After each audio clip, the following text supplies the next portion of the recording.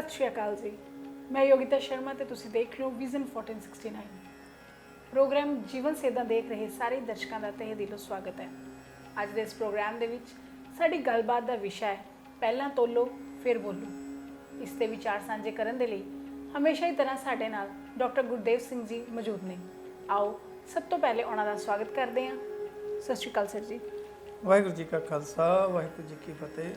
Sir पहला तोलो फिर बोलो इसका साडी जिंदगी दे विच कितनी क अहमियत है, की स्थान रखती है पंक्ति साडी जिंदगी च?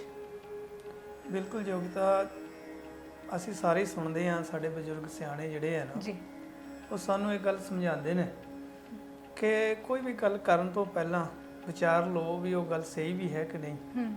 ਐਵੇਂ ਆਵਾ ਤਵਾ ਬੋਲੀ ਜਾਵਾਂਗੇ ਉਹਦੇ ਨਾਲ ਕਈ ਵਾਰੀ ਤੁਸੀਂ ਐਸੀ ਗੱਲ ਕਰ ਦਿੰਦੇ ਹੋ ਤੇ ਉਹਦੇ ਨਾਲ ਬਹੁਤ ਵੱਡਾ ਨੁਕਸਾਨ ਹੋ ਜਾਂਦਾ जी ਇਹ ਗੱਲ ਆਮ ਹੀ ਹੁਣ ਮੈਂ ਤੁਸੀਂ ਕਹੋਗੇ ਇਹ ਜਿਹੜੀਆਂ ਬੀਬੀਆਂ ਹੈ ਉਹ ਆਮ ਹੀ ਜਦੋਂ ਚਾਰ ਇਕੱਠੀਆਂ ਹੋ ਜਾਂਦੀਆਂ ਬਹੁਤ ਸਾਰੀਆਂ ਗੱਲਾਂ ਇੱਕ ਦੂਸਰੇ ਦੀਆਂ ਕਰਦੀਆਂ ਨੇ ਜਿਹਨੂੰ ਆਪਾਂ ਚੁਗਲੀ ਸ਼ਬਦ ਬੋਲ ਲੈਂਦੇ ਹਾਂ। ਸੋ ਇਸ ਤਰ੍ਹਾਂ ਕਰਨ ਨਾਲ ਕੀ ਹੁੰਦਾ ਕਿ ਇੱਕ ਦੂਸਰੇ ਦੀ ਗੱਲ ਕਰਨ ਨਾਲ ਜੋ ਕਈ ਘਰਾਂ ਦੇ ਵਿੱਚ ਪਵਾੜੇ ਪੈ ਜਾਂਦੇ ਨੇ। ਸੋ ਉਹ ਸਾਰੀਆਂ ਗੱਲਾਂ ਨੂੰ ਹੀ ਮੁੱਖ ਰੱਖ ਕੇ ਜਦੋਂ ਇੱਦਾਂ ਦਾ ਕੁਛ ਹੁੰਦਾ ਵੀ ਕੋਈ ਵੀ ਗੱਲ ਕਰਨ ਤੋਂ ਪਹਿਲਾਂ ਉਹਨੂੰ ਵਿਚਾਰ ਲੈਣਾ ਚਾਹੀਦਾ ਹੈ ਵੀ ਇਹ ਗੱਲ ਜਿਹੜੀ ਮੈਂ ਕਰ ਰਿਹਾ ਇਹਦੇ ਨਾਲ ਕਿਸੇ ਦਾ ਕੋਈ ਨੁਕਸਾਨ ਤਾਂ ਨਹੀਂ ਹੈਗਾ जी ਐਵੇਂ ਬੇਲੋੜਾ ਨਾ ਬੋਲਿਆ ਜਾਵੇ, भावना ਨੂੰ ਠੇਸ ਨਾ ਇਸ ਪਹੁੰਚੇ। ਕਰਕੇ ਕੋਈ ਵੀ ਗੱਲ ਹੈ ਕਰਨ ਤੋਂ ਪਹਿਲਾਂ ਉਹਨੂੰ ਸੋਚ ਲੈਣਾ ਚਾਹੀਦਾ, ਵਿਚਾਰ ਲੈਣਾ ਚਾਹੀਦਾ। ਤੇ ਇਸ ਲਈ ਆਖਿਆ ਜਾਂਦਾ ਵੀ ਪਹਿਲਾਂ ਤੋਲੋ ਫਿਰ ਬੋਲੋ। ਤੋਲਣਾ ਮਤਲਬ ਵੀ ਇਹਨਾਂ ਤੋਲ ਤਲਾਕ ਕਰ ਲਓ ਇਹਦਾ ਵੀ ਕਿੰਨਾ ਕੁ ਇਹਦੇ ਨਾਲ ਕਿੰਨਾ ਕੁ ਇਹਦਾ ਫਾਇਦਾ ਹੋਣ ਵਾਲਾ ਹੈ, ਇਹ ਗੱਲ ਕਰਨ ਦਾ ਫਾਇਦਾ ਹੈ ਵੀ ਹੈ ਜਾਂ ਨਹੀਂ ਵੀ ਹੈ। ਤੇ ਇਸ ਤਰ੍ਹਾਂ ਦੀ ਇਹ ਇਸ ਲਈ ਇਹ ਕਿਹਾ ਜਾਂਦਾ ਹੈ। सर इंसान ਦੀ ਸ਼ਖਸੀਅਤ ਤੇ ਤੋਲ ਕੇ ਬੋਲਣ ਵਾਲੀ ਗੱਲ ਕਿੰਨੀ ਕੁ ਜ਼ਰੂਰੀ ਹੈ ਜਾਂ ਉਸਦਾ ਕਰੈਕਟਰ ਕਿੱਦਾਂ ਬਿਲਡ ਕਰਦੀ ਹੈ ਇਹ? ਹਾਂ ਤੁਸੀਂ ਇਹ ਕਹਿਣਾ ਚਾਹੁੰਦੇ ਹੋ ਵੀ ਜਿਹੜਾ ਬੰਦਾ ਸੋਚ ਸਮਝ ਕੇ ਬੋਲਦਾ ਹੈ ਵੀ ਉਹਦਾ ਕਰੈਕਟਰ ਹੈ ਨਾ ਵੀ ਉਹ ਦੇਖੋ ਜਿਹੜਾ ਬੰਦਾ ਸੋਚ ਸਮਝ ਕੇ ਬੋਲਦਾ ਤੁਸੀਂ ਆਮ ਹੀ ਸੁਣਿਆ ਹੋਵੇਗਾ ਯਾਰ ਉਹ ਬੰਦੇ ਦੀ ਹਰ ਇੱਕ ਗੱਲ ਦੇ ਵਿੱਚ ਨਾ ਵਜ਼ਨ ਹੈ ਜੀ। ਵਜ਼ਨ ਮਤਲਬ ਇਹ ਨਹੀਂ ਹੁੰਦਾ ਉਹ ਭਾਰੀ ਹੁੰਦੀ ਹੈ। ਕਈ ਵਾਰੀ ਬੰਦੇ ਗੱਲ ਕਰ ਜਾਂਦੇ ਆ, ਜੇ ਹੁਣ ਆਪਾਂ ਗੱਲ ਕਰਾਂਗੇ ਯਾਰ ਲਿਆਓ ਤੱਕੜੀ ਲਿਆਓ ਪਹਿਲਾਂ ਤੋਲ ਲਈ ਆਪਣੀ ਗੱਲ ਨੂੰ ਹੈ ਨਾ। ਜਿਹੜੇ ਬੰਦੇ ਆਮ ਹੀ ਗੱਲਾਂ ਕਰਨੀਆਂ ਹੁੰਦੀਆਂ ਜਿਹਨਾਂ ਨੇ ਜਿਹੜਾ ਚੋਭਾਂ ਮਾਰਨੀਆਂ ਹੁੰਦੀਆਂ ਹੈ ਨਾ ਵੀ ਹਾਂ ਲੈ ਤੱਕੜੀ ਰੱਖੀ ਅਸੀਂ ਨਾਲ ਹੁਣ ਹੈ ਨਾ। ਗੱਲ ਸਮਝਣ ਦੀ ਹੈ, ਸਿਆਣਿਆਂ ਦਾ ਸਾਨੂੰ ਸਮਝਾਉਣਾ ਸੀ ਵੀ ਤੋਲ ਕੇ ਗੱਲ ਕਰਨ ਦਾ ਮਤਲਬ ਵਿਚਾਰ ਕੇ ਗੱਲ ਕਰਨੀ ਅਸੀਂ ਸੋਚ ਲੈਣਾ ਉਸ ਨਾਲ ਕਿਸੇ ਦਾ ਨੁਕਸਾਨ ਨਾ ਹੋਵੇ। ਹਾਂਜੀ ਤੇ ਜਿਹੜੀ ਗੱਲ ਹੈ ਵੀ ਜਿਹੜਾ ਬੰਦਾ ਸੋਚ ਸਮਝ ਕੇ ਗੱਲ ਕਰਦਾ ਹੈ ਤਾਂ ਉਹਦੀ ਸ਼ਖਸੀਅਤ ਆਪਣੇ ਆਪ ਹੀ ਵੱਖਰੀ ਹੁੰਦੀ ਹੈ। ਤੁਸੀਂ ਆਮ ਹੀ ਆਪਾਂ ਸੁਣਦੇ ਹਾਂ ਦੇਖਦੇ ਹਾਂ ਵੀ ਕੋਈ ਜਿਹੜਾ ਬੰਦਾ ਘੱਟ ਬੋਲਦਾ ਹੈ ਤੇ ਹੋਰ ਜਿੰਨਾ ਕੁ ਬੋਲਦਾ ਉਹਦਾ ਅਸਰ ਹੁੰਦਾ ਹੈ। ਕਈ ਬੰਦੇ ਨਾ ਕੁਝ ਬੋਲ ਜਾਂਦੇ ਨਾ ਉਸ ਗੱਲ ਦਾ ਅਸਰ ਵੀ ਨਹੀਂ ਕਰਦੇ, ਅਸਰ ਵੀ ਬਹੁਤ ਘੱਟ ਹੁੰਦਾ ਹੈ। ਸੋ ਬਹੁਤ ਜ਼ਿਆਦਾ ਮਤਲਬ ਸੋਚ ਸਮਝ ਕੇ ਜੇ ਬੋਲਿਆ ਜਾਏਗਾ, ਜੇ ਬੰਦਾ ਆਪਣੇ ਆਪ ਨੂੰ ਥੋੜਾ ਜਿਹਾ ਸੋਚ ਕੇ ਬੋਲੇਗਾ, ਘੱਟ ਬੋਲੇਗਾ ਤੇ ਉਹਦਾ ਉਸ ਗੱਲ ਦਾ ਅਸਰ ਵੀ ਜ਼ਿਆਦਾ ਹੁੰਦਾ ਹੈ। ਸੋ ਐਸੇ ਬੰਦੇ ਆ ਉਹ ਸ਼ਖਸੀਅਤ ਵੱਖਰੀ ਹੁੰਦੀ ਹੈ। ਫਿਰ ਉਹ ਇੱਕ ਵੱਖਰਾ ਕਰੈਕਟਰ ਦਿਖਦਾ ਹੈ ਜਿਹੜਾ ਬੰਦਾ ਘੱਟ ਬੋਲਦਾ ਹੈ ਔਰ ਸੋਚ ਸਮਝ ਕੇ ਬੋਲਦਾ ਹੈ। ਇੱਕ ਘਰ ਦੀ ਗੱਲ ਲੈ ਕੇ ਚੱਲੀਏ ਸਰ, ਇੱਕ ਪਰਿਵਾਰ ਦੀ ਵੀ ਜੇ ਆਪਾਂ ਕਹਿੰਦੇ ਵੀ ਪਰਿਵਾਰ ਦੇ ਵਿੱਚ ਖੁਸ਼ ਰਹਿਣਾ ਹੈ ਤਾਂ ਜ਼ੁਬਾਨ ਹੈ ਸਾਡਾ ਸਭ ਤੋਂ ਵੱਡਾ ਰੋਲ ਪਲੇ ਕਰਦੀ ਹੈ। ਜੇਕਰ ਅਸੀਂ ਘਰ ਦੇ ਵਿੱਚ ਮਿੱਠੜਾ ਬੋਲ ਰਹੇ ਹਾਂ ਤੇ ਫਿਰ ਜੀਭ ਤੇ ਕਿੰਨਾ ਕੰਟਰੋਲ ਹੋਣਾ ਚਾਹੀਦਾ ਹੈ? ਦੇਖੋ ਪਰਿਵਾਰ ਨਹੀਂ, ਇਹ ਗੱਲ ਤਾਂ ਤੁਹਾਡੇ ਜ਼ਿੰਦਗੀ ਦਾ ਹਿੱਸਾ ਬਣਨਾ ਚਾਹੀਦਾ ਹੈ ਵੀ ਜ਼ੁਬਾਨ ਜਿਹੜੀ ਹੈ ਕਿਹਾ ਜਾਂਦਾ ਨਾ ਵੀ ਜੀਭ ਦੀ ਜਿਹੜੀ ਹੈ ਨਾ ਹੱਡੀ ਨਹੀਂ ਹੁੰਦੀ, ਪਰ ਇਹਦੇ ਬੋਲ ਨਾ ਹੱਡੀਆਂ ਤੜਵਾ ਦਿੰਦੇ ਨੇ।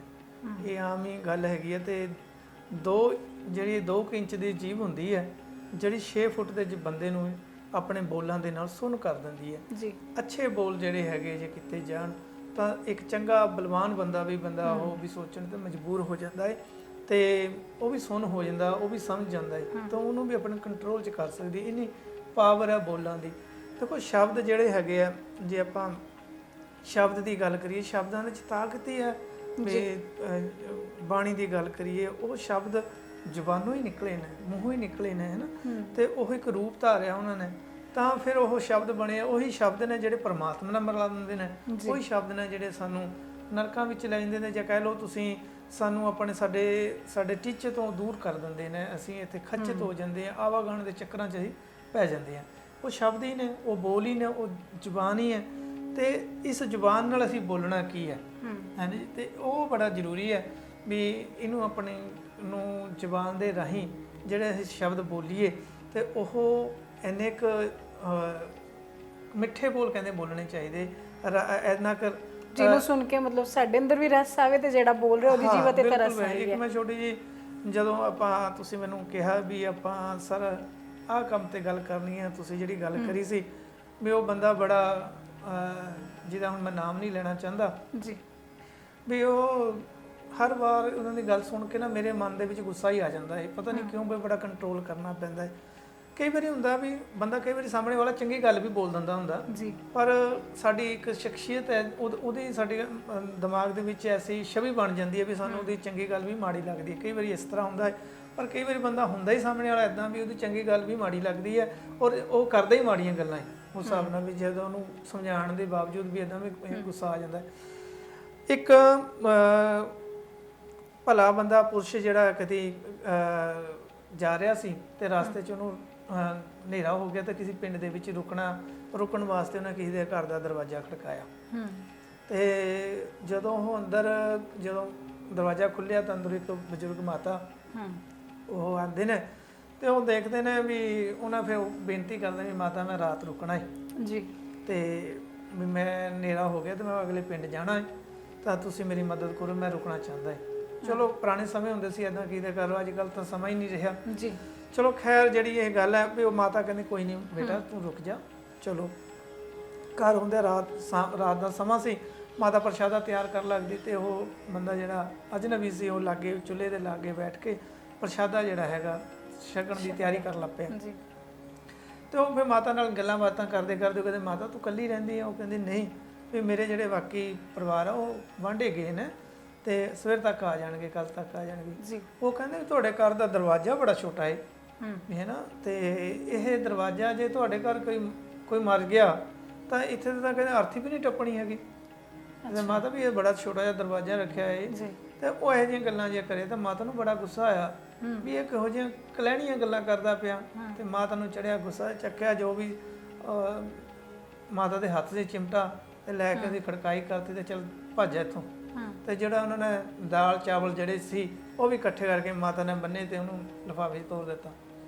ਤੇ ਉਹ ਹੁਣ ਉਹ ਸੋਚੇ ਵੀ ਮੈਂ ਗੱਲ ਕੀ ਕੀਤੀ ਹੈ ਜੀ।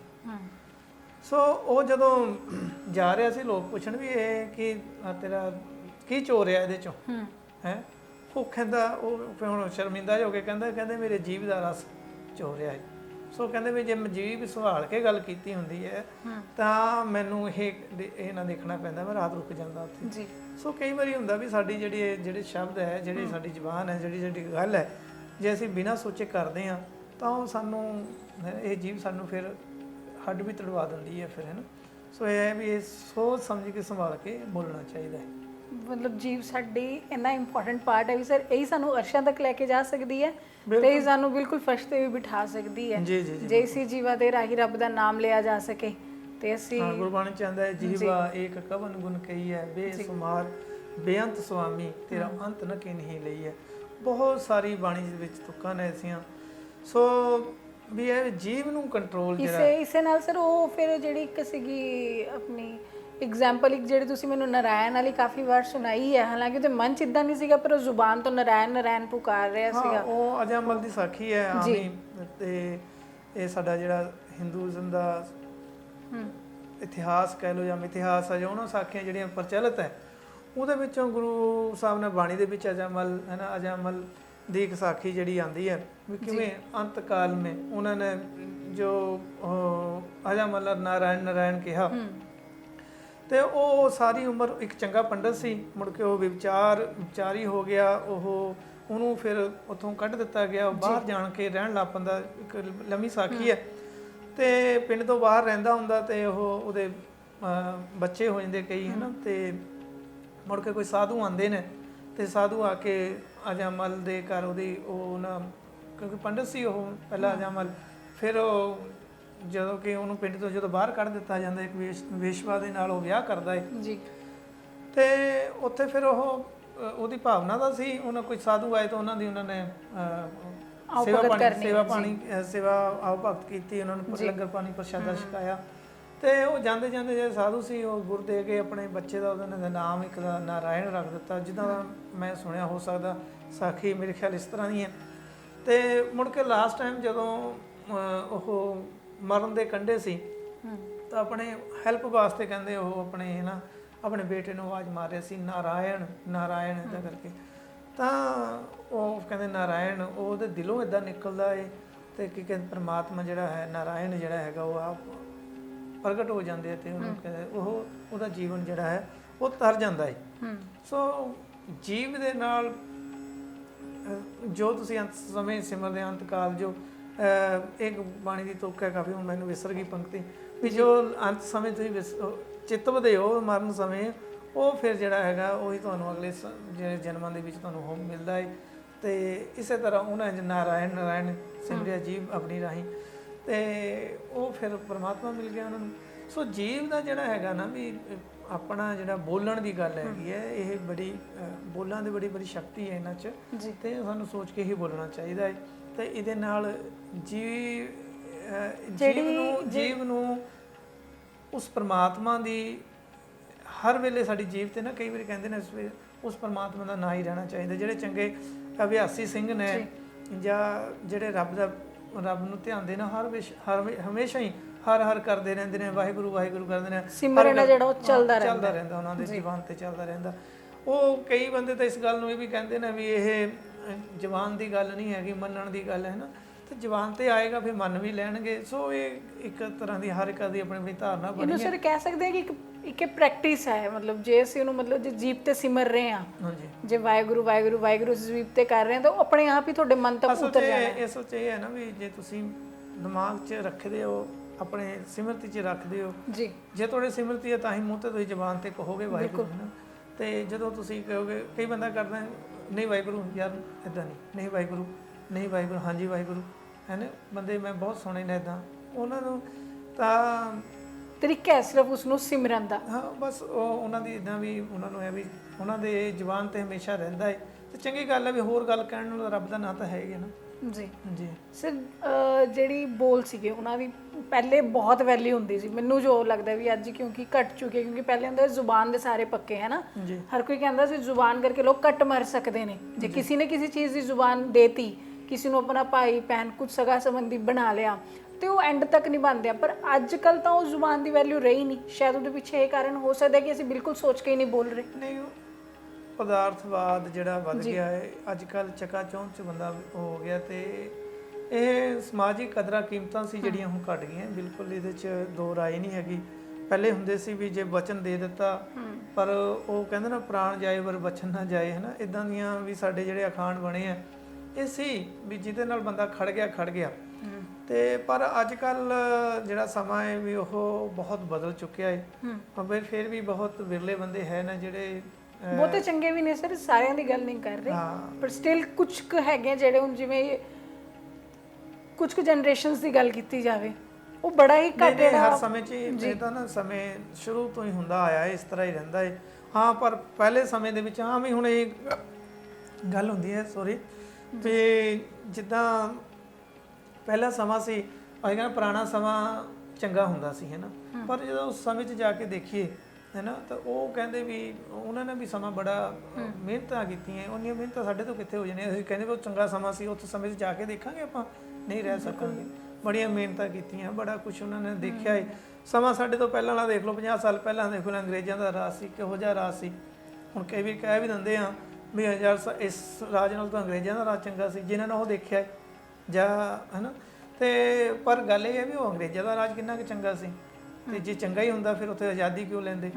ਸੋ ਗੱਲਾਂ ਹੈਗੀਆਂ ਵੀ ਉਹ ਤਾਂ ਹੈ ਵੀ ਇੱਥੋਂ ਦੁਖੀ ਜਿਹੜੀ ਉਹ ਸਮਝਾਉਣ ਦੀ ਗੱਲ ਹੁੰਦੀ ਹੈ ਵੀ ਜਿਹੜਾ ਅੱਜ ਦਾ ਸਮਾਂ ਨਾ ਵੀ ਉਹ ਵੀ ਜਿਹੜੀ ਸਾਡੀਆਂ ਸਰਕਾਰਾਂ ਉਹਨਾਂ ਦਾ ਇੱਕ ਪਤਾ ਨਹੀਂ ਕੈਸਾ ਏਜੰਡਾ ਜਿਹੜਾ ਬਣਿਆ ਹੁੰਦਾ ਹੈ ਵੀ ਉਹ ਜਿਹਨੇ ਲੋਕਾਂ ਨੇ ਉਹਨਾਂ ਨੂੰ ਬਣਾਇਆ ਹੁੰਦਾ, ਸਰਕਾਰ ਜਿਨ੍ਹਾਂ ਵਾਸਤੇ ਬਣੀ ਹੁੰਦੀ, ਉਹਨਾਂ ਦਾ ਨਾਂ ਸੋਚ ਕੇ ਆਪਣੇ ਹਿੱਤਾਂ ਦੀ ਉਹ ਗੱਲ ਕਰਦੇ ਨੇ। ਸੋ ਇਹ ਜਿਹੜੀਆਂ ਗੱਲਾਂ ਹੈਗੀਆਂ ਤਾਂ ਉਹ ਕਹੀਆਂ ਜਾਂਦੀਆਂ ਵੀ ਉਹ ਸਮਾਂ ਚੰਗਾ ਸੀ। ਤੇ ਬਾਕੀ ਹਾਂ ਜਿਹੜੇ ਵਚਨ ਪਗਾਉਂਦੇ ਉਹ ਅੱਜ ਵੀ ਪਗਾਉਂਦੇ ਨੇ, ਤੇ ਪਗਾਉਣੇ ਚਾਹੀਦੇ। ਜੇ ਵਚਨ ਉਹੀ ਹੈ ਵੀ ਸੋਚ ਕੇ ਕਰੋ, ਜੇ ਨਹੀਂ ਪੁਗਾ ਸਕਦੇ ਤਾਂ ਕਰੋ ਹੀ ਨਾ। ਗੱਲ ਹੋਈ ਹੈ ਨਾ ਸਰ, ਸੋਚ ਕੇ ਕਰ ਹੀ ਨਹੀਂ ਰਹੇ ਨਾ। ਹਾਂ ਬਸ ਅਸੀਂ ਕਹਿਤਾ ਕਿ ਅਸੀਂ ਤੁਹਾਡੇ ਨਾਲ ਹਾਂ, ਪਰ ਅਸੀਂ ਨਾਲ ਨਹੀਂ ਹੈਗੇ, ਉਹ ਸਿਰਫ ਅਸੀਂ ਉੱਪਰੋਂ ਕਹਿ ਰਹੇ ਹਾਂ। ਉਹ ਕਿਤੇ ਨਾ ਕਿਤੇ ਇਸ ਚੀਜ਼ 'ਤੇ ਇਫੈਕਟ ਪਾਉਂਦੇ ਕਿ ਅਸੀਂ ਬਿਲਕੁਲ ਸੋਚ ਹੀ ਨਹੀਂ ਰਹੇ ਵੀ ਅਸੀਂ ਕਾਬਿਲ ਹਾਂ ਕਿ ਨਹੀਂ ਕਰਨ ਦੇ। ਬਿਲਕੁਲ ਇੱਦਾਂ ਹੀ ਆਪਾਂ ਜਿਹੜਾ ਬਿਨਾਂ ਸੋਚੇ ਸਮਝੇ ਬੋਲ ਦਿੰਦੇ ਆ, ਕਰ ਦਿੰਦੇ ਆ, ਕਿਸੇ ਨੂੰ ਕਹਿ ਦਿੰਦੇ ਆ, ਜਾਂ ਕਹੀਂ ਘਰਦਿਆਂ ਨੂੰ ਕਹਿ ਦੇਣਾ ਵੀ ਨਹੀਂ ਅਸੀਂ ਮੈਂ ਉਦੋਂ ਹੀ ਕਰੂੰਗਾ, ਘਰੋਂ ਹੀ ਨਾਰਾਜ਼ ਹੋ ਕੇ ਚਲੇ ਜਾਂਦੇ ਆ ਵੀ ਮੈਂ ਹੁਣ ਕਰਕੇ ਹੀ ਦਿਖਾਊਂਗਾ। ਪਹਿਲੇ ਸਮਾਂ 'ਚ ਹੁੰਦਾ ਸੀ ਘਰਦਿਆਂ ਨੂੰ ਕਹਿ ਦਿੱਤਾ ਵੀ ਮੈਂ ਆਹ ਬਣ ਕੇ ਆਵਾਂਗਾ ਤਾਂ ਆਵਾਂਗੇ, ਪਰ ਹੁਣ ਤਾਂ ਐਵੇਂ ਬਸ ਗੱਲਾਂ ਸੁਣੀਆਂ ਹੁੰਦੀਆਂ ਆਪਾਂ ਵੀ ਕਰਕੇ ਆਵਾਂਗੇ, ਪਰ ਉਹਦੇ ਬਾਅਦ ਦ੍ਰਿੜਤਾ ਵੀ ਚਾਹੀਦੀ ਹੈ, ਮਿਹਨਤ ਚਾ ਕਰਨੀ ਪੈਂਦੀ ਹੈ। ਇਸ ਕਰਕੇ ਤੁਸੀਂ ਕੋਈ ਇਹੋ ਜਿਹੀ ਪ੍ਰਣ ਲੈਂਦੇ ਹੋ, ਪਹਿਲਾਂ ਹੁੰਦਾ ਸਮਿਆਂ 'ਚ ਵੀ ਹਾਂ ਪ੍ਰੋਮਿਸ ਕਰ ਦੇਣਾ ਜਾਂ ਕਸਮ ਖਾ ਲੈਣੀ ਹੈ ਵੀ ਆਹ ਮੈਂ ਕਰਾਂਗਾ, ਜੇ ਨਹੀਂ ਕਰਾਂਗਾ ਤਾਂ ਮੈਂ ਆਪਣਾ ਸਿਰ ਕਟਾ ਦਾਂਗਾ ਜਾਂ ਕਰ ਦਾਂਗਾ, ਮੇਰੀ ਜਾਨ ਚਲੇ ਜਾਏਗੀ, ਪਰ ਮੈਂ ਇਹ ਨਹੀਂ ਕਰਾਂਗਾ, ਇਹ ਕਰਕੇ ਹਟਾਂਗਾ। ਜਦ ਤੱਕ ਮੈਂ ਇਹ ਨਹੀਂ ਹੁੰਦਾ ਉਦੋਂ ਤੱਕ ਮੈਂ ਆਪਣੀ ਜਾਨ ਨਹੀਂ ਦੇਵਾਂਗਾ। ਹੈ ਸੋ ਇਦਾਂ ਦੀਆਂ ਜਿਹੜੀਆਂ ਗੱਲਾਂ ਇਹ ਜਿਹੇ ਵਚਨ ਜਿਹੜੇ ਹੈਗੇ ਸਾਡੇ, ਅਸੀਂ ਜਦੋਂ ਮਹਾਭਾਰਤ ਦੇਖਦੇ ਹਾਂ, ਅਰਜਨ ਨੇ ਪ੍ਰਣ ਕੀਤਾ ਸੀ ਵੀ ਸੂਰਜ ਡੁੱਬਣ ਤੋਂ ਪਹਿਲਾਂ ਮੈਂ ਆਪਣੇ ਬੇਟੇ ਦੇ ਪੁੱਤਰ ਨੂੰ ਜਿਹੜਾ ਹੈਗਾ ਮਾਰਾਂਗਾ, ਨਹੀਂ ਤਾਂ ਆਪ ਮੈਂ ਉਹ ਕਰ ਦਾਂਗਾ। ਬਾਬਾ ਦੀਪ ਸਿੰਘ ਜੀ ਅਰਦਾਸ ਕਰਦੇ ਨੇ ਜੀ, ਜਦ ਤੱਕ ਮੈਂ ਸ਼੍ਰੀ ਦਰਬਾਰ ਸਾਹਿਬ ਨੂੰ ਮੁਗਲਾਂ ਤੋਂ ਛਡਵਾ ਨਹੀਂ ਲੈਂਦਾ ਉਦੋਂ ਤੱਕ ਪ੍ਰਾਣ ਨਹੀਂ ਤਿਆਗਾਂਗਾ। ਤਾਂ ਮਤਲਬ ਇਹ ਵੈਲਿਊ ਸੀ ਸਰ, ਇੱਕ ਸ਼ਬਦਾਂ ਦੀ, ਮਤਲਬ ਵਚਨਾਂ ਉਹ ਦੀ। ਅਰਦਾਸ ਇਦਾਂ ਦੀ ਕਰਕੇ ਬਾਕੀ ਅਰਦਾਸ ਕਰ ਦਿੱਤੀ, ਕਹਿੰਦੇ ਪਗਾਣੀ ਹੁਣ ਉਸ ਪਰਮਾਤਮਾ ਨੇ ਇਸ ਤਰ੍ਹਾਂ ਅਰਦਾਸ ਕਰੀ ਹੈ, ਗੁਰੂ ਆਪੇ ਪਗਾਏਗਾ ਤੇ ਉਹ ਕੰਮ ਨਾ। ਦੇਖੋ ਤੂੰ ਭਗਤਾਂ ਕੇ ਵਸ ਭਗਤਾਂ ਤਾਣ ਤੇਰਾ, ਹਾਂਜੀ ਜਾ ਤੂੰ ਆਵੇ ਬਸ ਅਗਮ ਅਗੋਚਰਾ। ਤਾਂ ਕਹਿਣ ਦਾ ਮੇਰਾ ਇਹ ਹੈ ਵੀ ਮੈਨੂੰ ਹੁਣ ਪੰਕਤੀ ਯਾਦ ਆ ਰਹੀ ਸੀ, ਇੱਕ ਪਿੱਛੇ ਜਿਹੇ ਅਸੀਂ ਸ਼ਬਦ ਵਿਚਾਰ ਕੀਤੀ ਸੀ ਜੀ, ਭਗਤ ਰਵਿਦਾਸ ਜੀ ਦਾ ਸ਼ਬਦ ਹੈ ਵੀ ਉਹ ਜਿਹੜੇ ਭਗਤ ਹੈ ਨਾ, ਕਹਿੰਦੇ ਜੋ ਤੁਮ ਬਾਂਧੇ ਮੋਹ ਫਾਸ ਹਮ ਪ੍ਰੇਮ ਬੰਧਨ ਤੁਮ ਬਾਂਧੇ, ਕਹਿੰਦੇ ਜੋ ਹਮ ਬਾਂਧੇ ਮੋਹ ਫਾਸ ਤੁਮ ਪ੍ਰੇਮ ਬੰਧਨ ਹਮ ਬਾਂਧੇ। ਵੀ ਅਸੀਂ ਜੇ ਮੋਹ ਦੇ ਵਿੱਚ ਫਸੇ ਹੋਏ ਆ, ਪਰ ਅਸੀਂ ਤੈਨੂੰ ਪ੍ਰੇਮ ਬੰਧਨ ਦੇ ਵਿੱਚ ਅਸੀਂ ਬੰਨ ਲਿਆ ਸੀ, ਮਾਇਆ ਦੇ ਬੰਧ, ਹੈ ਨਾ। ਹਮ ਵੀ ਅਸੀਂ ਤਾਂ ਕਹਿੰਦੇ ਛੁੱਟ ਜਾਵਾਂਗੇ ਤੇਰਾ ਭਜਨ ਲੈ ਕੇ, ਪਰ ਤੂੰ ਕਿਵੇਂ ਛੁੱਟੇਗਾ, ਹੈ ਨਾ। ਭਗਤ ਜਿਹੜੇ ਹੈ ਨਾ, ਭਗਤ ਵੀ ਰੱਬ ਨੂੰ ਇਸ ਤਰ੍ਹਾਂ ਬੰਨ ਲੈਂਦੇ ਨੇ ਆਪਣੇ ਉਹਦੇ 'ਚ, ਤੇ ਉਹ ਫਿਰ ਖੁਸ਼ ਹੁੰਦਾ ਹੈ ਰੱਬ ਵੀ ਨਾ, ਵੀ ਐਸੇ ਭਗਤਾਂ ਲਈ ਜਿਹੜੇ ਉਹਨੂੰ ਜਿਨ੍ਹਾਂ ਨੇ ਉਹਨਾਂ ਨੂੰ ਪਾਇਆ ਦੇਖਿਆ ਨੇੜੇ ਕੀਤਾ, ਉਹੀ ਕਲੋਲ ਕਰ ਸਕਦਾ ਨਾ ਆਪਣੇ ਨਾਲ, ਜਿਹਨੇ ਉਹਦੇ ਵਾਸਤੇ ਆਪਣਾ ਆਪਾ ਵਾਰਿਆ ਹੁੰਦਾ ਹੈ। ਸੋ ਪੰਕਤੀ ਮੈਂ ਮਾਫੀ ਚਾਹੁੰਦਾ ਜੇ ਮੈਂ ਗਲਤ ਪੜ੍ਹ ਗਿਆ ਹੋਵਾਂ।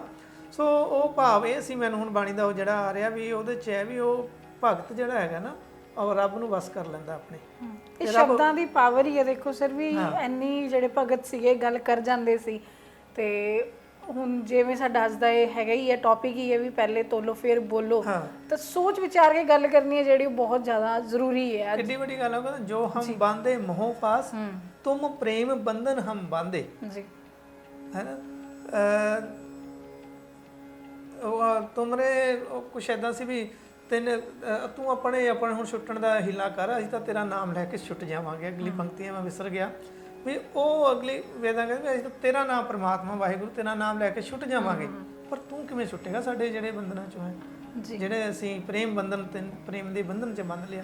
ਤੇ ਪ੍ਰੇਮ ਦੀ ਖੇਡ ਜਿਹੜੀ ਗੱਲ ਸਾਰੀ ਸਰ ਪ੍ਰੇਮ ਤੇ ਆ ਕੇ ਰੁਕ ਜਾਂਦੇ। ਕਿੰਨੇ ਐਪੀਸੋਡ ਅਸੀਂ ਕਰਦੇ ਹਾਂ ਜਿਹੜੀ ਗੱਲ ਮੁੱਕਦੇ ਅਸੀਂ ਫਿਰ ਉੱਥੇ ਤੱਕ ਹੀ ਪਹੁੰਚ ਜਾਂਦੇ ਕਿ ਉਸ ਪਰਮੇਸ਼ਵਰ ਤੱਕ ਪਹੁੰਚਣਾ ਕਿਵੇਂ ਹੈ, ਉਸਦਾ ਰਸਤਾ ਕਿੱਥੋਂ ਹੈ। ਜਿਹੜਾ ਵੀ ਅਸੀਂ ਟੌਪਿਕ ਚੱਕਦੇ ਹਾਂ ਉਸ ਟੌਪਿਕ ਤੇ ਹਮੇਸ਼ਾ ਸਾਡਾ ਇਹੀ ਰਹਿੰਦਾ ਵੀ ਉਸ ਤੱਕ ਕਿਵੇਂ ਪਹੁੰਚਿਆ ਹੋਵੇ। ਚਾਹੇ ਜੀਵ ਦੀ ਅਸੀਂ ਗੱਲ ਕਰ ਰਹੇ ਹਾਂ, ਜ਼ੁਬਾਨ ਦੀ ਗੱਲ ਕਰ ਰਹੇ ਹਾਂ, ਤੇ ਇਸ ਦੇ ਥਰੂ ਅਸੀਂ ਉਸ ਤੱਕ ਕਿਵੇਂ ਪਹੁੰਚ ਸਕਦੇ ਹਾਂ।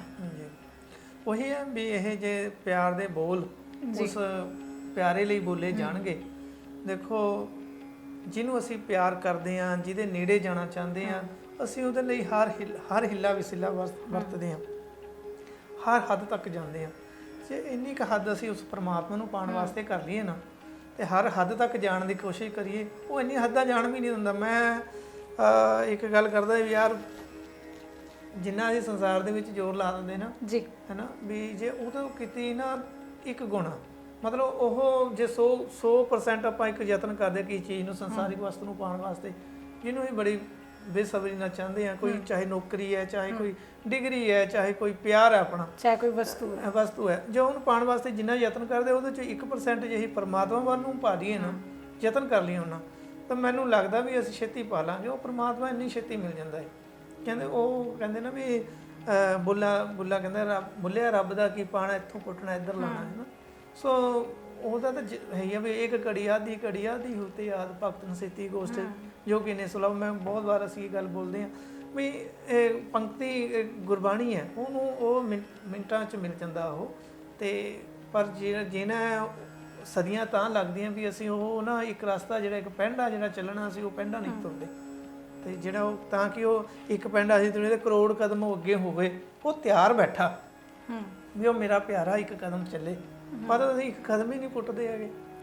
ਸਰ ਉਹ ਗੱਲ ਨੂੰ ਤੁਸੀਂ ਕਿਵੇਂ ਦੇਖਦੇ ਹੋ? ਜਿਵੇਂ ਤੋਲ ਕੇ ਬੋਲਣ ਵਾਲੀ ਗੱਲ ਹੈ, ਜਦੋਂ ਅਸੀਂ ਗੁੱਸੇ ਦੇ ਵਿੱਚ ਹੁੰਨੇ ਆ ਫਿਰ ਤਾਂ ਅਸੀਂ ਬੋਲਦੇ ਹੋਏ ਸੋਚਦੇ ਹੀ ਨਹੀਂ, ਅਸੀਂ ਆਪਣੇ ਨਾਲ ਦੇ ਜਿਹੜੇ ਹਮਸਫਰ ਆ ਉਹਨੂੰ ਤਾਂ ਚਲੋ ਬੋਲਣਾ, ਮਾਂ-ਬਾਪ ਨੂੰ ਬੁਰਾ ਭਲਾ ਬੋਲਣਾ ਮੰਨ ਲਓ ਵੀ ਸਾਡੀ ਫਿਦਰਤ ਦੇ ਵਿੱਚ ਹੀ, ਪਰ ਅਸੀਂ ਰੱਬ ਨੂੰ ਵੀ ਗਲਤ ਬੋਲ ਦਿੰਦੇ ਹਾਂ ਉਸ ਸਥਿਤੀ ਦੇ ਵਿੱਚ। ਨਹੀਂ ਵੈਸੇ ਤਾਂ ਦੇਖੋ ਨਾ ਤਾਂ ਮਾਂ-ਬਾਪ ਨੂੰ ਬੁਰਾ ਬੋਲਣਾ ਚਾਹੀਦਾ, ਤੇ ਹਾਂ ਗੁੱਸੇ 'ਚ ਆ ਕੇ ਕਈ ਬੋਲ ਦਿੰਦੇ ਨੇ, ਉਹਨਾਂ ਨੂੰ ਇਦਾਂ ਨਹੀਂ ਕਰਨਾ ਚਾਹੀਦਾ। ਕਈ ਬੰਦੇ ਜਿਹੜੇ ਹੈਗੇ ਆ ਉਸ ਰੱਬ ਵਾਸਤੇ ਵੀ ਰੱਬ ਨੂੰ ਉਲਾਂਭਾ ਦਿੰਦੇ ਨੇ, ਤੇ ਉਲਾਂਭਾ ਦੇਣ ਦੇ ਵੀ ਕਈ ਤਰ੍ਹਾਂ ਦੇ ਤਰੀਕੇ ਹੁੰਦੇ ਨੇ। ਕਈ ਤਾਂ ਹੋ ਗਏ ਰੱਬਾ ਤੈਂ ਕੀ ਕਰਤਾ, ਕਈ ਵਾਰੀ ਹੁੰਦਾ ਨਾ ਜਿਹੜਾ ਚੰਗਾ ਕੰਮ ਹੁੰਦਾ ਹੈ ਅਸੀਂ ਉਹਦੇ ਵਾਸਤੇ ਸ਼ਾਬਾਸ਼ ਆਪਣੇ ਆਪ ਲੈ ਲੈਂਦੇ ਹਾਂ, ਜੇ ਕੋਈ ਬੁਰਾ ਕੰਮ ਹੋ ਜਾਏ ਤਾਂ ਉਹਦੇ ਤੇ ਭਾਂਡਾ ਜਿਹੜਾ ਕਿ ਹੋਰ ਤੇ ਭੰਨ ਦਿੰਦੇ ਆ ਅਸੀਂ। ਤੇ ਇਸੇ ਤਰ੍ਹਾਂ ਹੁੰਦਾ ਵੀ ਜਦੋਂ ਕੋਈ ਗੱਲ ਸਾਡੇ ਹੱਥ ਪਾਸੋਂ ਨਿਕਲ ਜਾਂਦੀ ਹੈ, ਰੱਬ ਤੇ ਆ ਕੀ ਕਰ ਦਿੱਤਾ।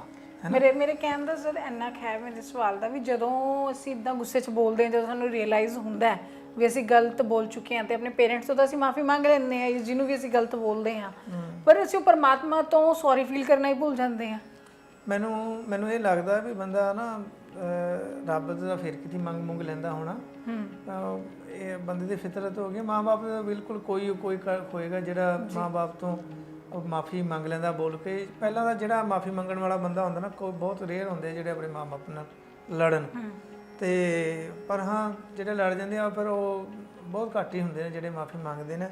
ਬਾਕੀ ਦੂਸਰੀ ਗੱਲ ਹੈ ਪਰਮਾਤਮਾ ਨੂੰ ਕੋਈ ਕਿਸੇ ਦਾ ਜਿਹੜਾ ਹੈਗਾ ਇਹਦੀ ਕੋਈ ਫਰਕ ਨਹੀਂ ਜੇ ਪੈਂਦਾ। ਪਰਮਾਤਮਾ ਜਿਹੜਾ ਹੈ ਗੁਰਬਾਣੀ 'ਚ ਇੱਕ ਵਾਕ ਹੈ ਵੀ ਏਕ ਬਿਨਾ ਦੇ 10 ਪੀ ਹਿਰਲੇ ਤੋ ਮੂੜਾ ਕਿਆ ਕਰੇ। ਫਿਰ ਕੀ ਕਰ ਲੋਗੇ ਉਹਦਾ? ਜੇ ਉਹਨਾਂ 10 ਜਿਹੜੇ ਦਿੱਤੀਆਂ ਹੋਈਆਂ ਉਹ ਵੀ ਵਾਪਸ ਲੈ ਲੇ, ਜਿਹੜੀ ਇੱਕ ਦਿੱਤੀ ਹੋਈ ਹੈ ਏਕ ਬਿਨਾ ਦੇ 10 ਵੀ ਹਿਰਲੇ, ਜਿਹੜੇ 10 ਦਿੱਤੀਆਂ ਹੋਈਆਂ ਉਹ ਵੀ ਵਾਪਸ ਲੈ ਲੈ, ਜਿਹੜੀ ਹੋਰ ਇੱਕ ਦੇਵੇ ਵੀ ਨਾ, ਕੀ ਕਰ ਲੋਗੇ ਤੁਸੀਂ ਉਹਦਾ? ਕੁਝ ਨਹੀਂ ਕਰ ਸਕਦੇ। ਉਹ ਬੜਾ ਸਰਵ ਸ਼ਕਤੀ। ਇਹਦੇ ਨਾਲ ਮੈਨੂੰ ਲੱਗਦਾ ਵੀ ਸਰ ਤੁਸੀਂ ਸਿਰਫ ਆਪਣੇ ਆਪ ਨੂੰ ਹੀ ਠੇਸ ਪਹੁੰਚਾਉਂਦੇ ਹੋ, ਆਪ ਹੀ ਨੈਗੇਟਿਵ। ਮੈਂ ਉਹੀ ਕਹਿ ਰਿਹਾ ਵੀ ਉਹ ਤਾਂ ਸਰਵ ਸ਼ਕਤੀਮਾਨ ਹੈ, ਸਰਵ ਕਲਾ ਸਮਰੱਥ ਹੈ, ਡੋਲਣ ਤੇ ਰੱਖੋ ਪ੍ਰਭੂ ਨਾਨਕ ਦੇ ਕਰ ਹੱਥ। ਉਹਦੇ ਕੋਲ ਤਾਂ ਅਰਦਾਸ ਹੀ ਹੈ, ਬਸ ਉਹਦੇ ਕੋਲ ਅਰਦਾਸ ਹੀ। ਉਹਦੇ ਕੋਲ ਤੁਹਾਡੇ ਇਹ ਜਿਹੜੇ ਚੋਚਲਾਪਨ ਹੈ ਨਾ, ਉਹ ਤੁਸੀਂ ਮਾਂ-ਬਾਪ ਕੋਲ ਹੀ ਕਰ ਸਕਦੇ ਹੋ। ਹਾਂ ਉਹ ਜਿਹੜੇ ਲੋਕ ਹੈ ਜਿਹੜੇ ਉਹਦੇ ਨਾਲ ਗੱਲ ਕਰ ਸਕਦੇ ਆ, ਉਹਨਾਂ ਨੇ ਉਹਨੂੰ ਆਪਣਾ ਪਿਓ ਬਣਾਇਆ, ਉਹ ਗੱਲ ਕਰ ਸਕਦੇ ਨੇ ਜਿਹਨੇ ਆਪਣਾ ਪਿਓ ਬਣਾਇਆ ਹੈ ਨਾ। ਜਿਹੜਾ ਕਹਿੰਦੇ ਨਾ ਤੂੰ ਮੇਰਾ ਮਾਤਾ, ਤੂੰ ਮੇਰਾ ਪਿਤਾ, ਤੂੰ ਹੈ ਮੇਰਾ ਮਾਤਾ, ਤੂੰ ਮੇਰਾ ਬੰਧੂ, ਤੂੰ ਮੇਰਾ ਭਰਾਤਾ, ਜਿਹੜਾ ਉਹਨੂੰ ਮੰਨਦਾ ਸਾਰਾ ਕੁਝ, ਉਹ ਉਲਾਂਭਾ ਵੀ ਦਿੰਦੇ ਨੇ। ਜਿੱਦਾਂ ਗੁਰੂ ਨਾਨਕ ਪਾਤਸ਼ਾਹ ਨੇ ਉਲਾਂਭਾ ਦਿੱਤਾ, ਤੈਂ ਕੀ ਦਰਦ ਨਾ ਆਈ ਤੀ ਮਾਰ ਪਈ ਕੁਰਲਾਣੇ, ਤੈਂ ਕੀ ਦਰਦ ਨਾ ਆਇਆ। ਸੋ ਇੱਦਾਂ ਦੀਆਂ ਗੱਲਾਂ ਉਹ ਜਿਹੜੇ ਪੈਗੰਬਰ ਲੋਕ ਨੇ, ਗੁਰੂ ਲੋਕ ਨੇ, ਉਹਨਾਂ ਦਾ ਤਰੀਕਾ ਹੋ ਰਿਹਾ, ਕਿਉਂਕਿ ਉਹਨਾਂ ਨੇ ਵਸ ਕੀਤਾ ਹੁੰਦਾ, ਤੂੰ ਭਗਤਾਂ ਕੇ ਵਸ ਭਗਤਾਂ ਤਾਣ ਤੇਰਾ। ਤੇ ਉਹਨਾਂ ਨੇ ਇੱਕ ਪੰਕਤੀ ਤੁਹਾਨੂੰ ਜੇ ਲਵਾਂ ਤਾਂ ਵੀ ਜਿਹੜੇ ਭਗਤ ਹਨ ਉਹ ਪਰਮਾਤਮਾ ਨੂੰ ਇਸ ਤਰ੍ਹਾਂ ਮੰਨ ਲੈਂਦੇ ਆ, ਜਿੱਦਾਂ ਕਹਿੰਦੇ ਨਾ ਵੀ ਜੋ ਹਮ ਬਾਂਧੇ ਮੋਹ ਫਾਸ ਤੁਮ ਪ੍ਰੇਮ ਬੰਧਨ ਹਮ ਬਾਂਧੇ ਹੈ। ਵੀ ਜਿਵੇਂ ਅਸੀਂ ਮੋਹ ਮਾਇਆ 'ਚ ਫਸੇ ਆ ਨਾ, ਉਵੇਂ ਅਸੀਂ ਤਾਂ ਚਲੋ ਫਸੇ ਇਹਦੇ 'ਚ, ਤੈਨੂੰ ਅਸੀਂ ਕਹਿੰਦੇ ਵੀ ਅਸੀਂ ਆਪਣੇ ਪ੍ਰੇਮ ਬੰਧਨ 'ਚ ਬੰਧ ਲਿਆ। ਭਗਤ ਰਵਿਦਾਸ ਜੀ ਇਹ ਬਾਣੀ ਉਚਾਰਦੇ ਨੇ ਕਮਾਲ ਦੀ, ਤੇ ਕਹਿੰਦੇ ਵੀ ਅਸੀਂ ਤਾਂ ਤੇਰਾ ਨਾਮ ਲੈ ਕੇ ਛੁੱਟ ਜਾਵਾਂਗੇ, ਵਾਹਿਗੁਰੂ ਵਾਹਿਗੁਰੂ ਕਰਕੇ, ਹਰੀ ਹਰੀ ਕਰਕੇ ਛੁੱਟ ਜਾਵਾਂਗੇ, ਤੂੰ ਕਿਵੇਂ ਛੁੱਟੇਗਾ ਸਾਡੇ ਪ੍ਰੇਮ ਬੰਧਨਾਂ ਤੋਂ। ਸੋ ਭਗਤਾਂ ਦੀਆਂ ਜਿਹੜੀਆਂ ਗੱਲਾਂ ਵੱਖਰੀਆਂ, ਤੇ ਆਪਾਂ ਜਿਹੜਾ ਹੈਗਾ ਨਾ ਲੋਕ ਆਮ ਹੀ ਜਿਹੜਾ ਕਿ ਪਰਮਾਤਮਾ ਨੂੰ ਉਲਾਂਭੇ ਦੇਈ ਜਾਂਦੇ ਨੇ ਖਾਮ ਖਾਈ, ਤੇ ਉਹਦਾ ਕੁਝ ਨਹੀਂ ਵਿਗਾੜ ਸਕਦੇ। ਉਹਨੂੰ ਉਲਾਂਭੇ ਨੂੰ ਤਾਂ ਮੇਰੇ ਅਰਦਾਸ ਹੀ ਕਰੋ, ਉਹਨਾਂ ਜੋ ਦਿੱਤਾ ਉਹ ਵੀ ਲੈ ਸਕਦਾ, ਤੇ ਤੁਸੀਂ ਕੁਝ ਨਹੀਂ ਕਰ ਸਕਦੇ। ਇਸ ਕਰਕੇ ਸਾਨੂੰ ਇਸ ਸੱਚਾਈ ਸਰ ਇਹ ਸੋਚ ਕੇ ਬੋਲਣ ਵਾਲੀ ਜਿਹੜੀ ਗੱਲ ਹੈਗੀ ਹੈ, ਇਹਦੀ ਪਰਫੈਕਟ ਐਗਜ਼ਾਮਪਲ ਆਪਾਂ ਇੱਕ ਪ੍ਰੋਗਰਾਮ ਕਰ ਰਹੇ ਹਾਂ ਹਮ ਹਿੰਦੂ ਨਹੀਂ। ਮੈਂ ਚਾਹਾਂਗੀ ਤੁਸੀਂ ਥੋੜਾ ਜਿਹਾ ਬਰੀਫ 'ਚ ਦੱਸੋ, ਕਿਉਂਕਿ ਮੈਨੂੰ ਲੱਗਦਾ ਵੀ ਉਹ ਪਰਫੈਕਟ ਐਗਜ਼ਾਮਪਲ ਟੁੱਕਦੀ ਹੈ ਸੋਚ ਕੇ ਬੋਲਣ ਵਾਲੀ। ਜੇ ਉਹਨਾਂ ਨੇ ਸੋਚ ਕੇ ਉਸ ਚੀਜ਼ ਤੇ ਲਿਖਿਆ ਤੇ ਅੱਜ ਇੰਨੇ ਸਮੇਂ ਬਾਅਦ ਵੀ ਅਸੀਂ ਉਹਨੂੰ ਦੁਹਰਾ ਰਹੇ ਹਾਂ ਬਾਰ-ਬਾਰ ਵੀ ਕਿਸੇ ਤਰੀਕੇ ਉਹ ਗੱਲ ਨੂੰ ਕਲੈਰੀਫਾਈ ਕੀਤਾ ਜਾਵੇ, ਲੋਕਾਂ ਤੱਕ ਪਹੁੰਚਾਇਆ ਜਾ ਤੁਹਾਡੀ ਸਕੇ। ਗੱਲ ਬਿਲਕੁਲ ਹੈ ਵੀ ਸੋਚ ਕੇ ਬੋਲੋ ਤੇ ਸੋਚ ਕੇ ਲਿਖੋ ਵੀ ਹੋ ਜਾਂਦਾ ਨਾ, ਹੈ ਨਾ। ਮਤਲਬ ਬੋਲੋ ਵਾਲੇ ਇਨਸਾਨ ਦੀ ਸੋਚ ਆਉਣੀ, ਚਾਹੇ ਤੁਸੀਂ ਬੋਲ ਰਹੇ ਹੋ ਜਾਂ ਲਿਖਤ ਹੈ, ਉਹ ਕੀ ਇਫੈਕਟ ਪਾ ਰਹੀ ਹੈ ਲੋਕਾਂ ਤੇ। ਤੇ ਉਹਨਾਂ ਨੇ ਬੜਾ ਸੋਚ ਕੇ ਉਹ ਲਿਖਿਆ। ਉਹਦੇ 'ਚ ਨਾ ਇੱਕ ਸਵਾਲ ਹੀ ਹੈ ਬੜੀ ਇਹ ਵੀ ਉਹਦੇ 'ਚ ਉਹਨਾਂ ਨੇ ਕਿਹਾ ਵੀ ਇੱਕ ਹਿੰਦੂ ਵੀਰ, ਉਹਦੇ 'ਚ ਹੈ ਵੀ ਇੱਕ ਹਿੰਦੂ ਵੀਰ ਦੇ ਸਵਾਲ ਹੈ, ਇੱਕ ਸਿੱਖ ਉਹਦਾ ਜਵਾਬ ਦੇ ਰਿਹਾ। ਹਿੰਦੂ ਵੀਰ ਦੇ ਆਮ ਹੀ ਜਿਹੜੇ ਸਵਾਲ ਹੁੰਦੇ ਆ ਵੀ ਸਿੱਖ ਜਿਹੜੇ ਆ ਹਿੰਦੂਆਂ 'ਚੋਂ ਨਿਕਲੇ ਆ, ਸਿੱਖ ਜਿਹੜੇ ਹਿੰਦੁਸਤਾਨ 'ਚ ਰਹਿੰਦੇ ਆ, ਸਿੱਖ ਇਸ ਕਰਕੇ ਹਿੰਦੂ ਹੈ, ਸਿੱਖ ਇਸ ਕਰਕੇ ਹਿੰਦੂ, ਸਿੱਖ ਇਸ ਕਰਕੇ ਹਿੰਦੂ ਹੈ। ਤਾਂ ਉਹਦੇ ਵਿੱਚ ਭਾਈ ਕਾਹਨ ਸਿੰਘ ਨਾਭਾ ਇੱਕ ਸਿੱਖ ਦੇ ਰੂਪ ਦੇ ਵਿੱਚ ਜਿਹੜੇ ਜਵਾਬ ਦਿੰਦੇ ਵੀ ਸਿੱਖ ਇਸ ਕਰਕੇ ਹਿੰਦੂ ਨਹੀਂ ਹੈਗੇ, ਸਿੱਖ ਇਸ ਕਰਕੇ ਹਿੰਦੂ ਨਹੀਂ ਹੈਗੇ, ਸਿੱਖਾਂ ਦਾ ਰਹਿਣਾ ਸਹਿਣਾ ਵੱਖਰਾ, ਇਹ ਬਹੁਤ ਸਾਰਾ ਕੁਝ। ਤਾਂ ਇੱਕ ਸਵਾਲ ਸੀ ਵੀ ਸਿੱਖ ਹਿੰਦੂ ਵੀਰ ਨੇ ਸਵਾਲ ਕੀਤਾ ਵੀ ਸਿੱਖ ਹੈ ਵੀ ਬੋਲ ਦਿੰਦੇ ਨੇ ਵੀ ਸਿੱਖ ਜਿਹੜੇ ਆ ਹਿੰਦੂ ਨਹੀਂ ਹੈ, ਤੇ ਵੀ ਜਦ ਕਿ ਉਹ ਤਾਂ ਸਿੱਖ ਤਾਂ ਜਿਹੜੇ ਹੈਗੇ ਆ ਉਹ ਹਿੰਦੂ ਨੇ, ਕਿਉਂਕਿ ਉਹ ਸਿੱਖਾਂ ਦੇ ਵਿੱਚੋਂ ਨਿਕਲੇ ਨੇ, ਉਹ ਹਿੰਦੁਸਤਾਨ ਦੇ ਵਿੱਚ ਰਹਿੰਦੇ ਨੇ। ਉਹ ਕਈ 5-6 ਸਵਾਲ ਜਿਹੜੇ ਸ਼ੁਰੂ ਹੁੰਦੀ ਕਿਤਾਬ ਇਦਾਂ ਕਰਦੇ ਨੇ। ਤੇ ਭਾਈ ਕਾਹਨ ਸਿੰਘ ਨਾਭਾ ਫਿਰ ਉਹਦਾ ਜਵਾਬ ਦਿੰਦੇ ਨਾ, ਕਹਿੰਦੇ ਵੀ ਸਿੱਖ ਐਵੇਂ ਨਹੀਂ ਬੋਲਿਆ, ਐਵੇਂ ਨਹੀਂ ਲਿਖ ਦਿੱਤਾ ਜਾਂ ਐਵੇਂ ਨਹੀਂ ਬੋਲਦੇ ਵੀ ਹਮ ਹਿੰਦੂ ਨਹੀਂ। ਉਹ ਇਸ ਲਈ ਬੋਲਦੇ ਨੇ, ਉਹ ਸੋਚ ਸਮਝ ਕੇ ਬੋਲਦੇ ਨੇ, ਉਹ ਤੁਹਾਡੀ ਕਿਰਪਾ ਕਰਕੇ ਬੋਲਦੇ ਨੇ। ਸਿੱਖਾਂ ਨੂੰ ਬੋਲਣ ਦੀ ਲੋੜ ਨਹੀਂ। ਸਿੱਖ ਇਹ ਕਿਉਂ ਨਹੀਂ ਬੋਲਦੇ ਵੀ ਸਿੱਖ ਹੀ ਮੁਸਲਮਾਨ ਨਹੀਂ ਹੈ, ਸਿੱਖ ਈਸਾਈ ਨਹੀਂ ਹੈ, ਕਿਉਂ ਨਹੀਂ ਬੋਲਦੇ? ਇਸ ਕਰਕੇ ਨਹੀਂ ਬੋਲਦੇ ਕਿਉਂਕਿ ਜਿਹੜਾ ਹਿੰਦੂਇਜ਼ਮ ਹੈ ਉਹ ਵਾਰ-ਵਾਰ ਆਪਣੇ 'ਚ ਰਲਾਉਣ ਦੀ ਕੋਸ਼ਿਸ਼ ਕਰਦਾ ਹੈ, ਵਾਰ-ਵਾਰ, ਤਾਂ ਕਰਕੇ ਉਹਨੂੰ ਵੱਖਰਾ ਕਰਨੇ ਬੋਲੇ ਹੀ ਨਾ। ਸੋ ਉਹਨਾਂ ਨੇ ਉਹ ਬੜਾ ਸੋਚ ਸਮਝ ਕੇ ਕਹਿੰਦੇ, ਉਹ ਲਿਖਦੇ ਕਿਉਂ ਅਸੀਂ ਲਿਖਿਆ ਹੈ ਤੇ ਇਹ ਵੀ ਸਿੱਖ ਵੱਖਰੇ ਆ। ਸਿੱਖ ਕਿਉਂ ਵੱਖਰੇ ਆ? ਸਿੱਖਾਂ ਦਾ ਜਿਹੜਾ ਰਹਿਣ ਸਹਿਣ ਵੱਖਰਾ, ਸਿੱਖ ਜਿਹੜੇ ਹੈਗੇ ਨੇ ਸਿੱਖਾਂ ਦੀ ਭਗਤੀ ਕਰਨ ਦਾ ਜਿਹੜਾ ਹੈਗਾ, ਸਿੱਖ ਜਿਹੜੇ ਇੱਕ ਪਰਮਾਤਮਾ ਨੂੰ ਮੰਨਦੇ ਨੇ, ਅਕਾਲ ਪੁਰਖ ਵਾਹਿਗੁਰੂ ਨੂੰ, ਔਰ ਹਿੰਦੂਆਂ ਦੇ ਵਿੱਚ ਵੱਖ-ਵੱਖ ਦੇਵਤਿਆਂ ਨੂੰ ਮੰਨਣ ਦੀ ਮਾਨਤਾ ਸਦੀਆਂ ਤੋਂ ਚੱਲੀ ਆ ਰਹੀ ਹੈ ਤੇ ਸਿੱਖਾਂ ਦੇ ਵਿੱਚ ਨਹੀਂ ਹੈਗੀ ਆ। ਸਿੱਖ ਜਿਹੜੇ ਹਿੰਦੂ ਆ ਉਹਨਾਂ ਦੇ ਕਈ ਤਰ੍ਹਾਂ ਦੇ ਵਰਤ ਨੇ ਜਿਹੜੇ ਉਹ ਮੰਨਦੇ ਨੇ, ਕਰਦੇ ਨੇ, ਰੱਖਦੇ ਨੇ, ਮਾਨਤਾ ਉਹਨਾਂ ਦੀ ਸ਼ਰਧਾ ਹੈ, ਪਰ ਸਿੱਖਾਂ ਦੇ ਵਿੱਚ ਉਹ ਨਹੀਂ ਹੈਗੀ। ਸੋ ਜਦੋਂ ਆਪਾਂ ਧਰਮ ਦੀ ਗੱਲ ਕਰਦੇ ਹਾਂ ਤਾਂ ਉਹ ਧਰਮ ਦੇ ਲਹਿਜੇ ਦੇ ਨਾਲ ਸਿੱਖਾਂ ਤੇ ਹਿੰਦੂਆਂ ਦੇ ਵਿੱਚ ਬੜੀ ਵੱਖਰਤਾ ਹੈ। ਬੇਸ਼ੱਕ ਹਿੰਦੁਸਤਾਨ ਦੇ ਵਿੱਚ ਰਹਿੰਦੇ ਸਾਰੇ, ਕਿਉਂਕਿ ਸਿੱਖੀਜ਼ਮ ਦਾ ਜਿਹੜਾ ਸਿਧਾਂਤ ਹੈ ਸਭੇ ਸਾਂਝੀ ਵਾਲ ਸਦਾਇਨ, ਤੂੰ ਕਿਸੇ ਨਾ ਦਿਸੈ ਬਾਹਰਾ ਜੀਓ। ਸੋ ਸਰਬੱਤ ਦੇ ਭਲੇ ਦੀ ਸਿੱਖ ਅਰਦਾਸ ਕਰਦਾ ਹੈ। ਜਦੋਂ ਸਿੱਖ ਕਿਤੇ ਕੋਈ ਪ੍ਰੋਬਲਮ ਆਉਂਦੀ ਹੈ ਕੋਈ ਤਾਂ ਉੱਥੇ ਸਿੱਖ ਸਭ ਤੋਂ ਪਹਿਲਾਂ ਪਹੁੰਚ ਜਾਂਦਾ ਹੈ, ਹਾਂਜੀ, ਮਦਦ ਕਰਨ ਲਈ। ਸਿੱਖ ਦਾ ਉੱਥੇ ਇਹ ਨਹੀਂ ਦੇਖਦਾ ਵੀ ਇਹ ਸਿੱਖ ਹੈ ਜਾਂ ਹਿੰਦੂ ਹੈ ਜਾਂ ਮੁਸਲਮਾਨ ਹੈ, ਨਹੀਂ। ਚਾਹੇ ਕਿਸੇ ਟਾਈਮ ਮੁਸਲਮਾਨਾਂ ਨੇ ਆਪਣੀ ਆਈਡੀਓਲੋਜੀ ਆਪਾਂ ਕਹਿ ਸਕਦੇ ਹਾਂ ਵੀ ਤੁਸੀਂ ਜਿਵੇਂ ਜਿਸ ਚੀਜ਼ ਨੂੰ ਮੰਨ ਰਹੇ ਹੋ ਉਹਨੂੰ ਮੰਨੋ, ਰੈਦਰ ਦੈਨ ਕਿ ਤੁਸੀਂ ਉਹਨੂੰ ਕੰਪੇਅਰ ਕਰੋ ਜਾਂ ਤੁਸੀਂ ਦੂਜਿਆਂ ਨੂੰ ਕਹੋ ਵੀ ਤੁਸੀਂ ਸਾਡੇ ਵਿੱਚ ਆ ਕੇ ਰਲੋ। ਬਿਲਕੁਲ ਲੋੜ ਹੀ ਨਹੀਂ ਪੈਂਦੀ। ਇਹੀ ਤਾਂ ਉਸੇ ਗੱਲ ਨੂੰ ਉਹਨਾਂ ਨੇ ਸਿੱਧ ਕੀਤਾ। ਉਹ ਕਹਿੰਦੇ ਤਾਂ ਹੀ ਅਸੀਂ ਕਹਿ ਰਹੇ ਹਾਂ, ਸਾਨੂੰ ਕਹਿਣ ਦੀ ਲੋੜ ਨਹੀਂ ਸੀ ਹੈਗੀ, ਕਿਉਂਕਿ ਉਹ ਸਮਾਂ ਵੀ ਐਸਾ ਸੀ, ਜੇ ਦੇਖਿਆ ਜਾਵੇ 1800 ਜਦੋਂ ਸਿੱਖ ਰਾਜ ਜਾਂਦਾ ਹੈ ਜੀ, ਤੇ 1840 ਤੇ 50 ਦਾ ਸਮੇਂ ਤੋਂ ਬਾਅਦ ਦਾ ਜਿਹੜਾ ਸਮਾਂ ਸੀ, ਉਹਦੇ ਬਾਅਦ ਸਿੱਖਾਂ ਦੀ ਗਿਣਤੀ ਜਿਹੜੀ ਬਹੁਤ ਜ਼ਿਆਦਾ ਘਟ ਗਈ ਸੀ ਤੇ ਉਹ ਸਿੱਖ ਜ਼ਿਆਦਾ ਈਸਾਈ ਬਣ ਰਹੇ ਸੀ। ਈਸਾਈਆਂ ਦਾ ਬੜਾ ਜੋਸ਼ ਸੀ, ਅੰਗਰੇਜ਼ਾਂ ਦਾ ਰਾਜ ਸੀ, ਤੇ ਇੱਕ ਆਰੀਆ ਸਮਾਜ ਦਾ ਪੰਜਾਬ ਦੇ ਵਿੱਚ ਕਾਫੀ ਜਿਹੜਾ ਉਦੋਂ ਜੋਸ਼ ਸੀ, ਤੇ ਉਹ ਵੀ ਆਪਣੇ ਦੇ ਵਿੱਚ ਜਿਹੜਾ ਸਿੱਖਾਂ ਨੂੰ ਰਲਾਈ ਜਾ ਰਹੀ ਸੀ। ਸੋ ਇਹ ਉਸ ਸਮੇਂ ਫਿਰ ਗਿਆਨੀ ਗੁਰਮੁਖ ਸਿੰਘ ਜੀ, ਪ੍ਰੋਫੈਸਰ ਗੁਰਮੁਖ ਸਿੰਘ ਜੀ ਵਰਗੇ, ਗਿਆਨੀ ਦਿੱਤਜੀਤ ਸਿੰਘ ਜੀ ਵਰਗੇ, ਆਪਣੇ ਭਾਈ ਕਾਹਨ ਸਿੰਘ ਨਾਭਾ ਜੀ ਵਰਗੇ ਨਾ, ਇਹ ਜਿਹੜੇ ਵਿਦਵਾਨ ਸੀ, ਇਹਨਾਂ ਨੇ ਰਲ ਕੇ ਕਈ ਤਰ੍ਹਾਂ ਦੀਆਂ ਜਿਹੜੀਆਂ ਇਹੋ ਜਿਹੀਆਂ ਜਿਹੜੇ ਹਮ ਹਿੰਦੂ ਨੀ ਪੁਸਤਕ ਉਹਨਾਂ ਨੇ ਲਿਖੀ, ਤੇ ਉਹਨਾਂ ਨੇ ਬੜੇ ਸਿੰਘ ਸਭਾਵਾਂ ਬਣਾਈਆਂ, ਬਹੁਤ ਸਾਰੇ ਜਿਹੜੇ ਉਪਰਾਲੇ ਕੀਤੇ, ਸਮਾਚਾਰ ਪੱਤਰ ਚਲਾਏ, ਤੇ ਉਹਨਾਂ ਨੇ ਆਪਣਾ ਜਿਹੜਾ ਹੈ ਸਿੱਖੀ ਦਾ ਪ੍ਰਚਾਰ ਸ਼ੁਰੂ ਕੀਤਾ। ਦਰਬਾਰ ਸਾਹਿਬ ਦੇ ਪ੍ਰਕਰਮਾਂ ਦੇ ਵਿੱਚ ਜਿਹੜੀਆਂ ਮੂਰਤੀਆਂ ਲੱਗੀਆਂ ਸੀ ਉਹ ਹਟਵਾਈਆਂ। ਸੋ ਇੱਦਾਂ ਬੜਾ ਕੰਮ ਜਿਹੜਾ ਉਹ ਉਹਨਾਂ ਨੇ ਕੀਤਾ। ਉਦੋਂ ਲੋੜ ਸਮੇਂ ਦੀ ਸੀ, ਉਸੇ ਲੋੜ ਨੂੰ, ਉਸੇ ਚੀਜ਼ ਨੂੰ ਮੁੱਖ ਰੱਖ ਕੇ ਜਦੋਂ ਅੱਜ ਵੀ ਜਦੋਂ ਗੱਲ ਕਰਦੇ ਹਾਂ ਆਪਾਂ, ਕਈ ਵਾਰੀ ਬੰਦਾ ਕਹਿ ਦਿੰਦਾ ਵੀ ਸਿੱਖਾਂ ਦੀ ਜਿਹੜੀ ਹੈਗੀ ਵੱਖਰੀ ਪਹਿਚਾਣ ਕਿਵੇਂ ਹੈਗੀ ਨਾ, ਤਾਂ ਸਾਨੂੰ ਕਈ ਵਾਰੀ ਦੱਸਣ ਵੇਲੇ ਜਦੋਂ ਇਹ ਪੜ੍ਹਿਆ ਨਹੀਂ ਹੁੰਦਾ, ਸੁਣਿਆ ਨਹੀਂ ਹੁੰਦਾ, ਤਾਂ ਸਾਨੂੰ ਦੱਸਣ 'ਚ ਇਹ ਪਤਾ ਹੀ ਨਹੀਂ ਹੁੰਦਾ ਜੇ ਪੜ੍ਹਿਆ ਨਹੀਂ ਹੈ। ਤਾਂ ਉਹ ਜਿਹੜੀ ਕਿਤਾਬ ਹੈ ਹਮ ਹਿੰਦੂ ਨੇ, ਉਹਦੇ ਵਿੱਚ ਬੜਾ ਹੀ ਸਾਰੇ ਗ੍ਰੰਥਾਂ ਨੂੰ, ਜੇ ਉਪਨਿਸ਼ਦ ਉਹਨਾਂ ਨੇ ਪੜ੍ਹੇ ਹੈ, ਉਹ ਮਨੂ ਸਿਮਰਤੀ ਉਹਨਾਂ ਨੇ ਪੜ੍ਹੀ ਹੈ। ਮਨੂ ਸਿਮਰਤੀ ਦੀ ਮੈਂ ਗੱਲ ਕਰਾਂ ਤੇ ਜਦੋਂ ਆਪਾਂ ਕੋਈ ਗੱਲ ਕਰਦੇ ਹਾਂ ਵੀ ਮਨੂ ਸਿਮਰਤੀ ਦੇ ਵਿੱਚ ਇੱਕ ਜਿਹੜੀ ਵਰਨ ਦੀ ਇੱਕ ਉਹ ਬਣਾਈ ਹੋਈ ਸੀ, 4 ਵੰਡ ਜਿਹੜੀ ਕੀਤੀ ਹੋਈ ਸੀ। ਜੇ ਸ਼ੂਦਰ ਔਰ ਵੈਸ਼ ਸੀ ਨਾ ਜਿਹੜੇ, ਉਹਨਾਂ ਦੀ ਇੰਨੀ ਮਾੜੀ ਹਾਲਤ ਹੈ, ਉਹ ਪਤਾ ਨਹੀਂ ਕਿਵੇਂ ਸਮਾਂ ਕੱਢਦੇ ਹੋਣਗੇ ਜੇ ਦੇਖਿਆ ਜਾਵੇ। ਤਾਂ ਉਹਦੇ 'ਚ ਇੱਕ ਛੋਟਾ ਜਿਹਾ ਹਵਾਲਾ ਭਾਈ ਕਾਹਨ ਸਿੰਘ ਨਾਭਾ ਨੇ ਦਿੱਤਾ ਵੀ ਸ਼ੂਦਰਾਂ ਨੂੰ ਤਾਂ ਬਿਲਕੁਲ ਹੀ ਰੱਬ ਦਾ ਨਾਮ ਜਿਹੜਾ ਹੈ ਉਹ ਸੀ ਨਹੀਂ ਸੀ ਲੈ ਸਕਦੇ ਹੋ। ਜੇ ਕੋਈ ਲੈਂਦਾ ਫੜਿਆ ਵੀ ਜਾਂਦਾ ਸੀ ਤਾਂ ਉਹਦੀ ਜੀਭ ਕੱਢ ਦਿੱਤੀ ਜਾਂਦੀ ਸੀ।